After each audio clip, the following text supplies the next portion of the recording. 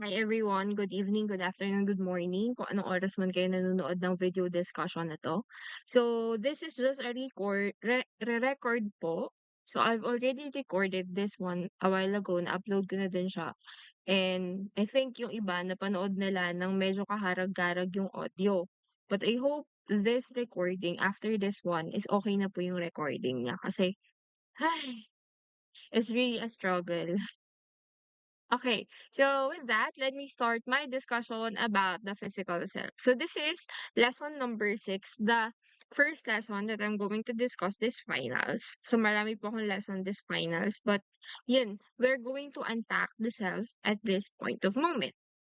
Okay, so with that, let me give you the objectives of this lesson. First of all is, at the end of this lesson, you should be able to define what is beauty and how the society measures it. So I know we have different definition of beauty, but I hope that you'll define something for your own at the end of this lesson about yourself. What is your real definition of beauty, and etc. Next is to explain how culture creates an impact on body image and how does it affect the individual's self-esteem. So as we all know, different societies works differently. They have different values, hindi naman same yung values na meron sila, and so as they have different standards. So as when it comes to the idea of beauty, culture also creates an idea with that. Na iba-iba yung beauty standards natin since we came from different points of view or different cultures. Okay? So let me discuss to you growing up. So, as you all know, halos lahat naman tayo ay dumaan sa pag-grow up. Yan. So, lahat naman tayo tumatanda, lahat tayo nag-grow up. Hindi naman yung height mo before ay height mo pa rin ngayon, 'di ba? And do you remember what does David Hume said in his idea or his definition of the cell? Sige nga po, kung natatandaan, can you comment down it below? So, with that, sa mga hindi nakakatanda, so for David Hume, there is no permanent and unchanging self. So let us apply that idea in physical self. As you all know, yung height na meron kayo and the flexibilities and the body features that you have when you were 3 years old ay hindi na gano'n katulad na meron kayo ngayon na kayo ay 20 years old na. And all of us advances. So as our body advances with our age, changes happen. Sabi nga ni David Hume, there's no permanent and unchanging self. Lahat tayo na babago. So if we apply that concept in ourself, so as with our physical self specifically, ay nagbabago tayo. Okay? And physical change ay isa sa change na hindi natin ma iiwasan sa ating sarili. Kasi, um, most of us, specifically sa atin, 'di ba, tayo, hindi natin napapansin that we're growing up. But, yung tao sa paligid natin napapansin nila that we're growing up, okay?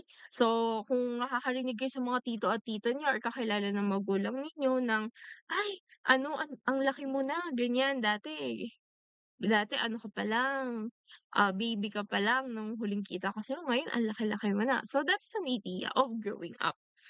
And most of us, lalo na kung tayo sa sarili natin, evident yung growing up cycle natin.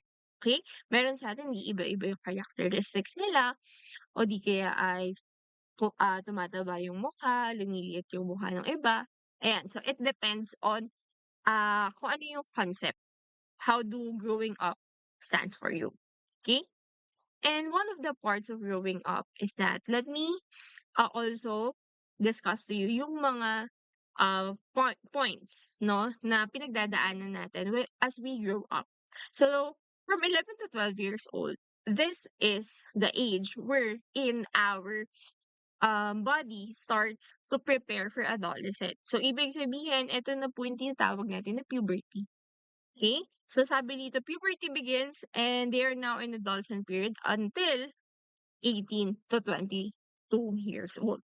And according to WHO, adolescents are young people whose age ranges from 10 to 19 years old. So if you are 10 to 19 years old, you're still a adolescent or you are still an adolescent. Pero if 20 years old ka na, so you're now a young adult, hindi ka na adolescent. Okay? So next. So the physical self is usually defined as the concrete dimension of the body.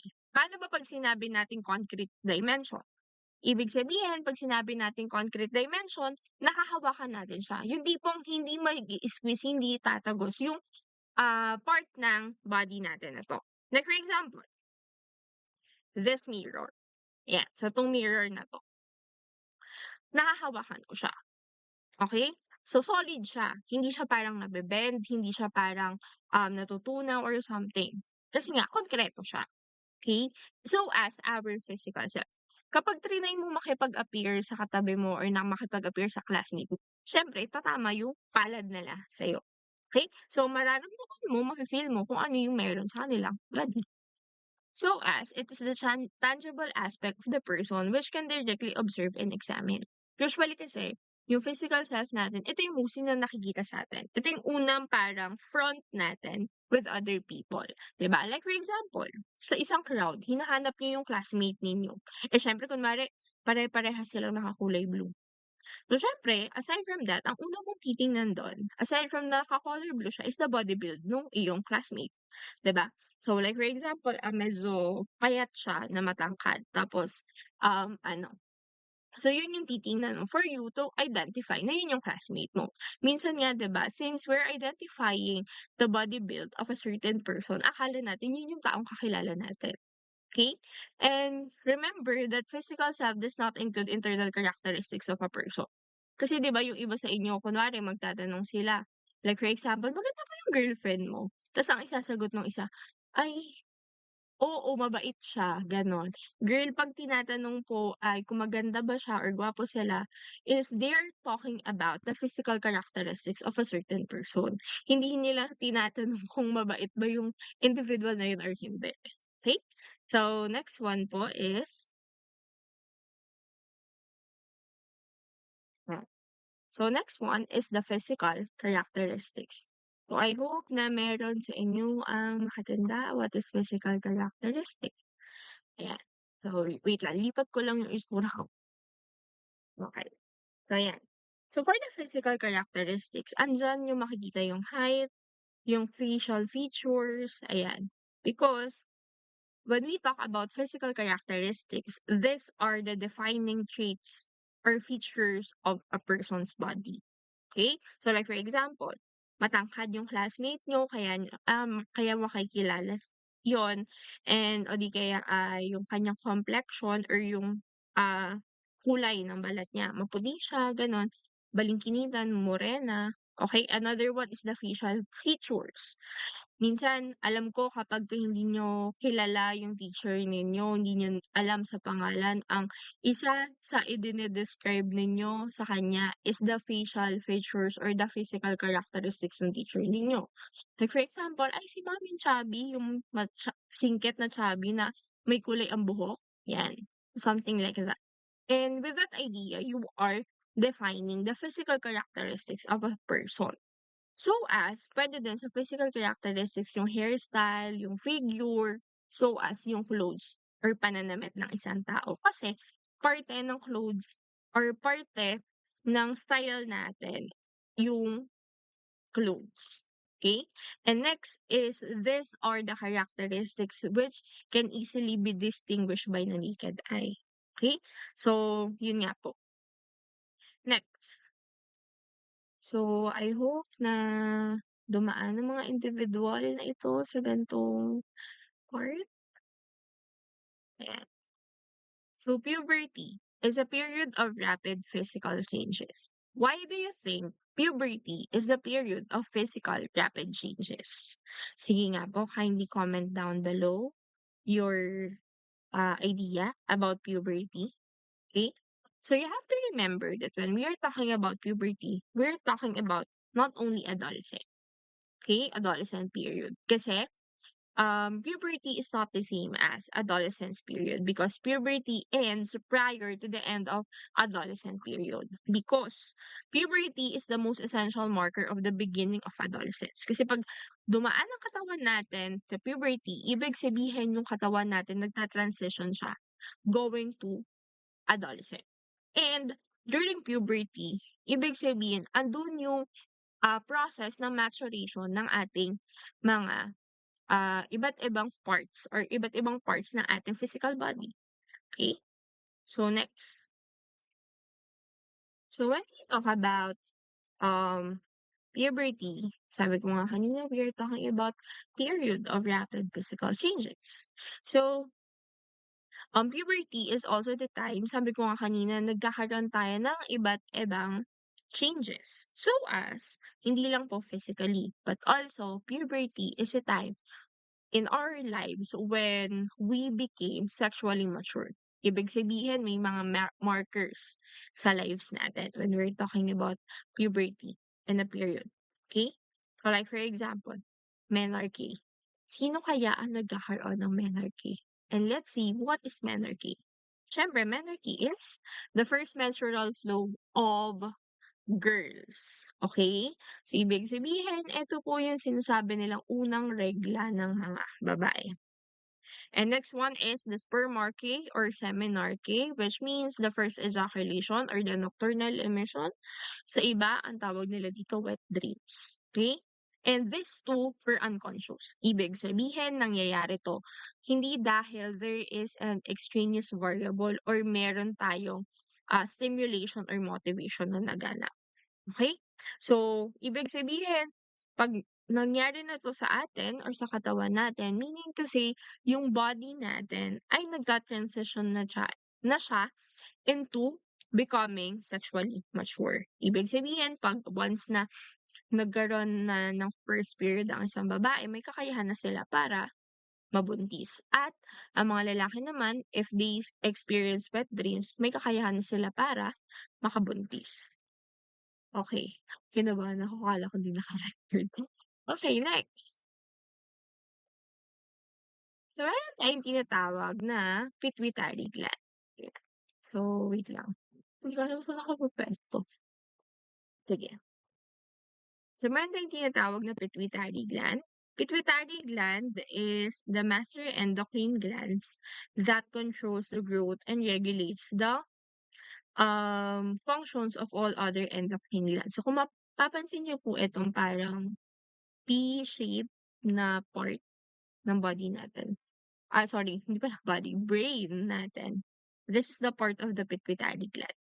Sa pituitary gland, andun yung, siya po yung naglalabas ng different hormones. So, as the growth hormones.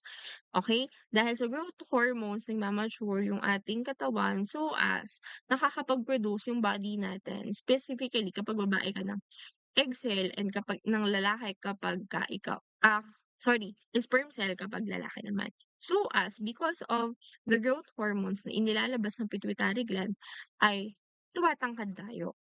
Okay? So nagkakaroon tayo ng growth in our physical body.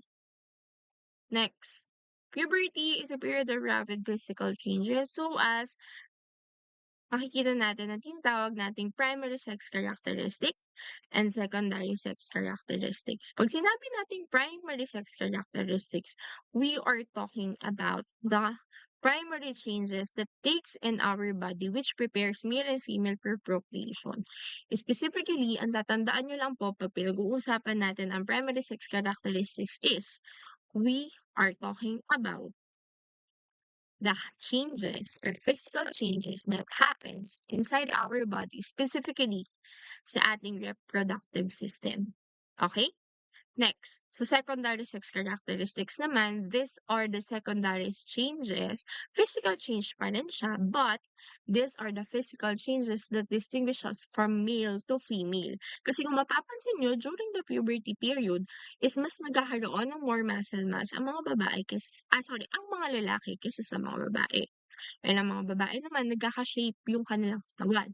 So that is an example of secondary sex characteristics. Meaning to say, eto na yung magdi-distinguish or the secondary sex characteristics distinguishes na yung body na meron tayo ay body ng isang babae or body ng isang lalaki.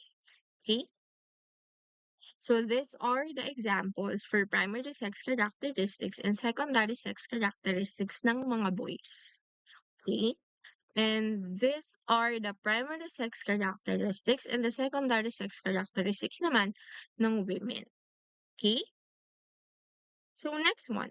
After natin na dumaan sa different physical changes, as we all know, kapag may nagbabago sa katawan natin, nagiging conscious tayo.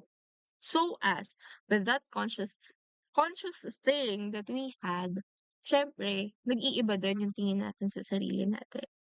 So, at this point of moment, mas minsan nga nagiging ano sa'tin, mahalaga kung ano yung sasabihin ng ibang tao. Okay, and with that idea, we have the concept of body image. Body image is defined as the way one sees themselves or the way they imagine how they look. If you see yourself as mataba ka, madami kang pimples, pangit ka, or something, ayan, that is an example of body image.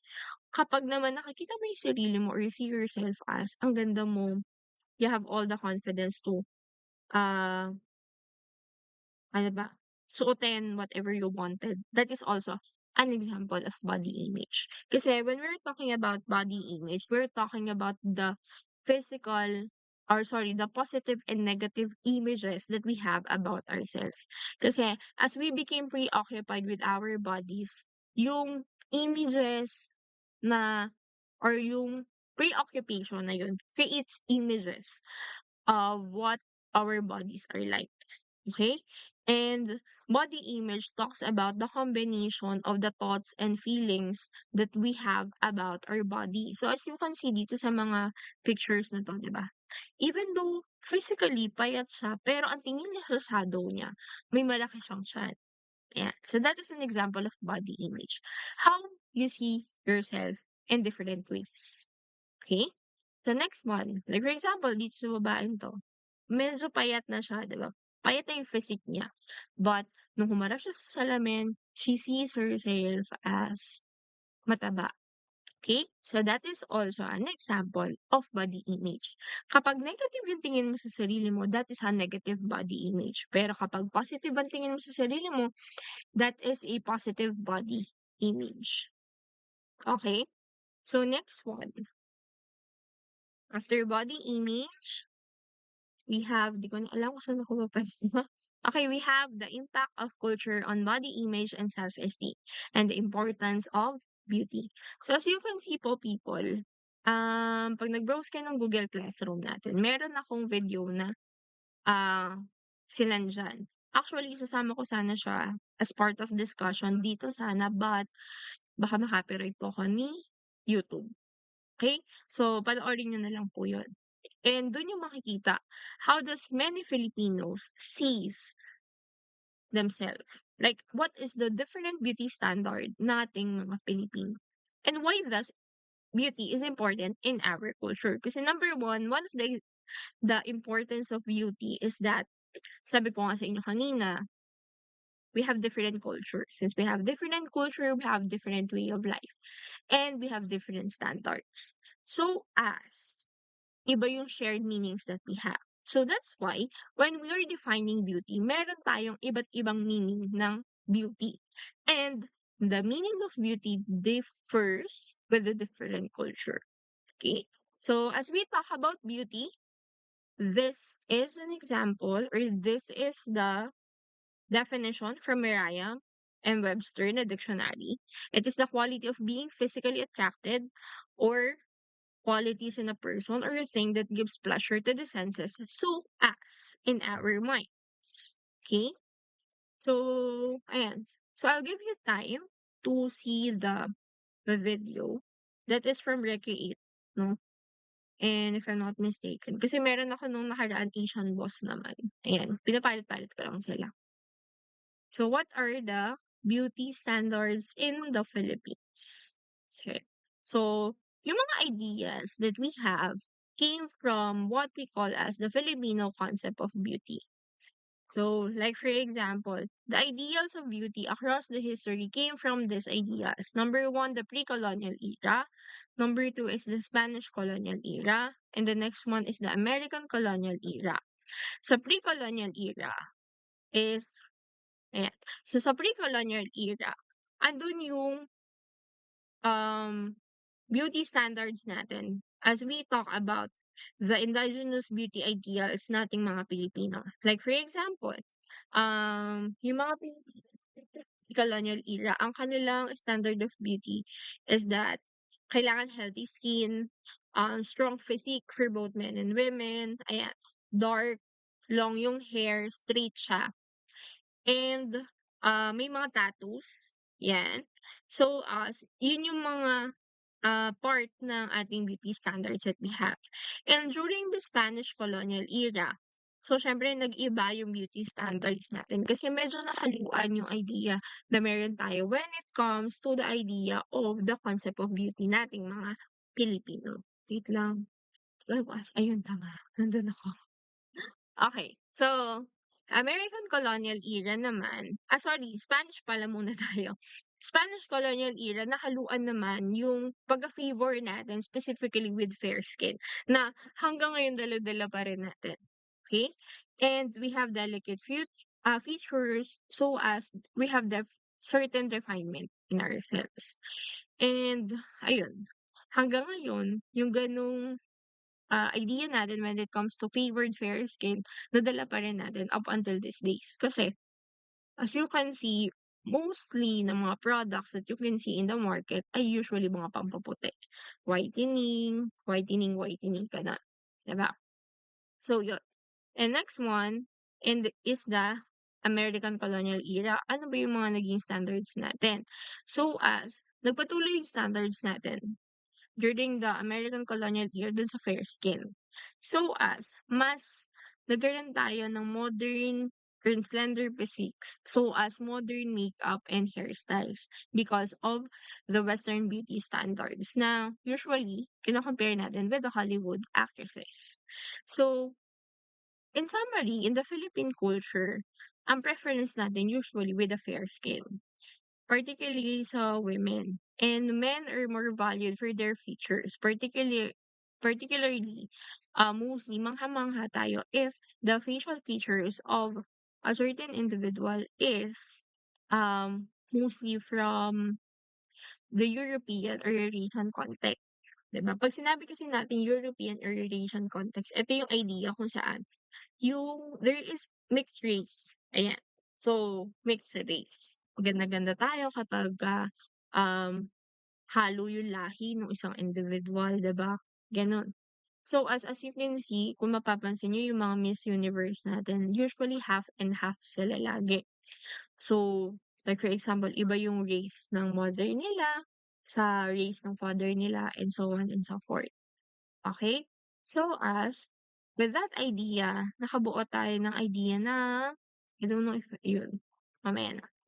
Nabuo natin yung idea ng Eurocentrism. Okay? Eurocentrism or Eurocentric beauty standards. Wherein, yun, nagbibigay tayo ng emphasis with the features of European or Western women na may fair skin, light-colored eyes, matangos ang ilong, straight ang hair. Yan. So, slender ang beauty. Ayan. So, that's it. Next. So the one of the key elements of the contemporary Filipino beauty is that maputi or fair skin. Ayan, so marami sa atin may challenges habang lumalaki when it comes to being fair skin. Eh ano naman magagawa natin kung iitim tayo, eh nasa tropical country tayo, hindi ba? So as makinis, kailangan makinis tayo, hindi lang dapat maputi with makinis din. Next one, maganda ang buhok or beautiful yung hair natin. Usually, attractive din yung straight ang hair. Next, morena beauty. These days, nagkakaroon na ng appreciation when it comes to the standard of beauty na ang pinag-uusapan is morena beauty.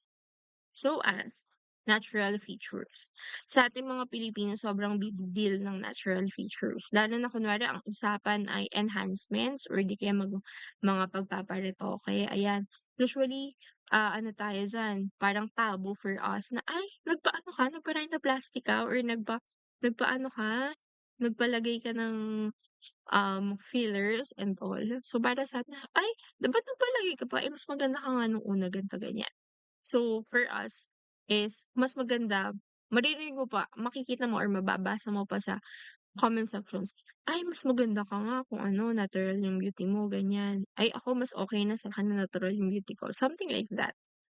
So, as ganda ng loob siyempre hindi lang dapat panlabas yung maganda sa'tin, kailangan yung panloob mabait din tayo. We have to be kind, some point. And next one, confidence and carry. Hindi mo naman maki-carry yung kagandahan na meron ka kung hindi ka confident sa sarili mo. So as family and community, kailangan siyempre may nag-a-appreciate din ng beauty na meron tayo. Kasi kung wala, usually ang magiging idea for us is mado-down tayo some point. Okay? So next one is the achieving a physical well-being. Paano nga ba tayo magiging healthy or paano natin maaalagaan yung physical well-being natin? Siyempre number one, you have to eat healthy foods. Ayan. So, wag palaging soft drinks, wag palaging chichirya and all. Siyempre, we have to eat healthy foods then. Well-balanced yung diet natin. And next one is maintain a healthy lifestyle. Like for example, kung nasa running era ka, tuloy mo yung running era mo at the very end. 'Di ba? So, lagi tayong mag-exercise, matutulog ng sapat. At the same time, is kakain tayo ng maayos. Next, syempre you have to follow proper hygiene. Kailangan matuto kayo kung paano magligo araw-araw. Hindi ligo after every 3 days or 2 days or 1 week. Ayan. So, ito po yung sinabi ko sa inyo kanina, engage in daily activities. So, as hindi lang pagkain ng tama, patutulog ng tama yung meron, dapat you have to take fruits, vitamins, juice, so as water, hindi alak. Okay? Or di kaya coke. And next one, you have to avoid stress. Kung hindi naman maa-avoid yung stress, syempre i-less natin kasi ang laki din ng impact ng stress sa katawan natin. So as you have to spend less time in front of a computer or a gadget, hanap kayo ng ibang hobbies na hindi mag-spend ng time in a screen. Okay? So with that, do you have any questions regarding my discussion? Clarifications, violent reactions, and so kung meron pa po kayong questions, violent reactions, and so on and so forth, you can comment down it below. So as, pwede nyo din po siyang i-chat sa Google, sa ating GCs. Okay? So, thank you for listening and see you on the next video discussion.